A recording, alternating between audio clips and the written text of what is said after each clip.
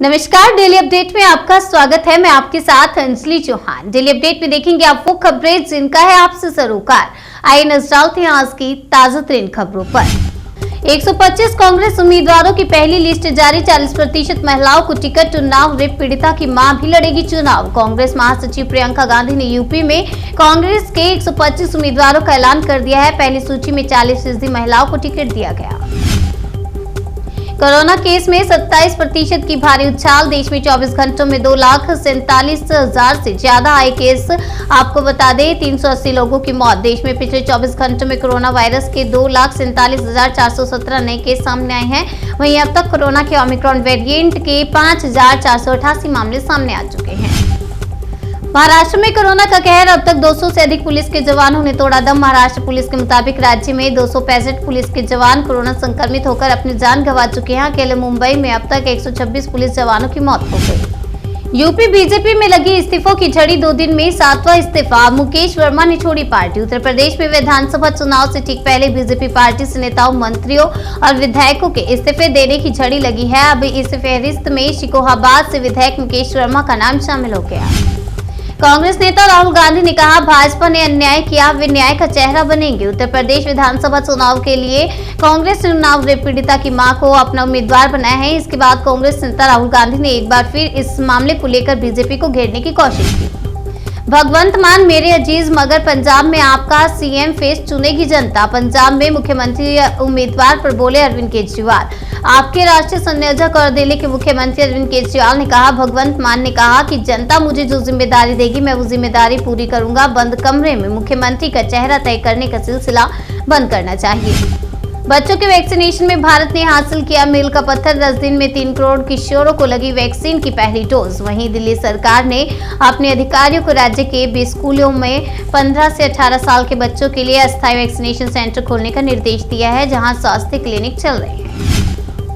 भारत चीन के बीच हुई सैन्य वार्ता विफल। मगर गतिरोध को हल करने के लिए फिर बातचीत करेंगे दोनों देश। चीन सीमा कानून और अनसुलझे एलएसी के अपने हिस्से में तेजी से सैन्य और तकनीकी अपग्रेडेशन के साथ 3,488 किलोमीटर लाइन को नियंत्रण रेखा में बदल रहा है। बर्फीली हवाओं के बीच कोहरे में लिपटी दिल्ली। राजधानी के कई इलाकों में कम हुई विजिबिलिटी। उत्तराखंड, हिमाचल और जम्मू कश्मीर समेत पहाड़ी राज्यों में हुई बर्फबारी से देश की राजधानी दिल्ली कड़ाके की ठंड से ठिठुर रही है। आपको बता दें, सर्द हवाओं के चलने के साथ गुरुवार को दिल्ली के कई इलाकों में घना कोहरा छाया रहा।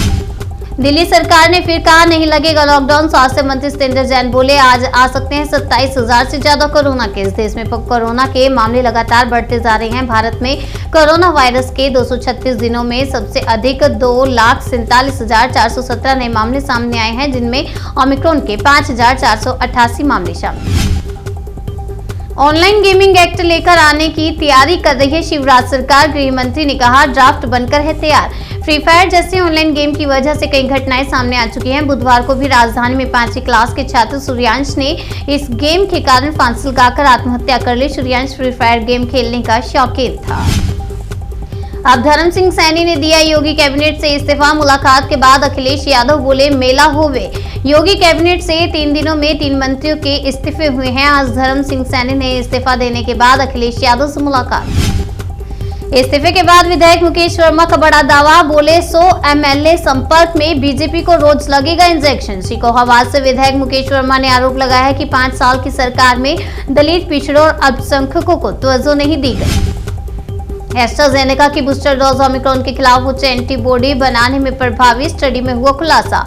दवा निर्माता कंपनी एस्ट्राजेनेका का कहना है कि कोरोना संक्रमण के नए ओमिक्रॉन वेरिएंट के खिलाफ उनकी कोविड वैक्सीन वैक्सजेवियर की बूस्टर डोज काफी ज्यादा प्रभावी है। कुलगाम मुठभेड़ में मारा गया जैश का खूंखार आतंकी बाबर 2018 से ही आतंकी वारदातों में था शामिल। कुलगाम में मारा गया आतंकी 2018 से ही शोपियां और कुलगाम में सक्रिय था और कई आतंकी वारदातों में शामिल रहा था। आतंकवादियों से मुठभेड़ के दौरान एक पुलिस का जवान भी शहीद हो गया। राजस्थान के अलवर में निर्भया जैसी दरिंदगी। फिलहाल पीड़िता की हालत स्थिर, सियासत तेज। अलवर में मुखबधे नाबालिग से गैंगरेप के बाद आरोपी निर्भया की तरह लहूलुहान हालत में सड़क पर फेंककर भाग गए और पीड़िता की हालत गंभीर होने पर उसे जयपुर रेफर किया।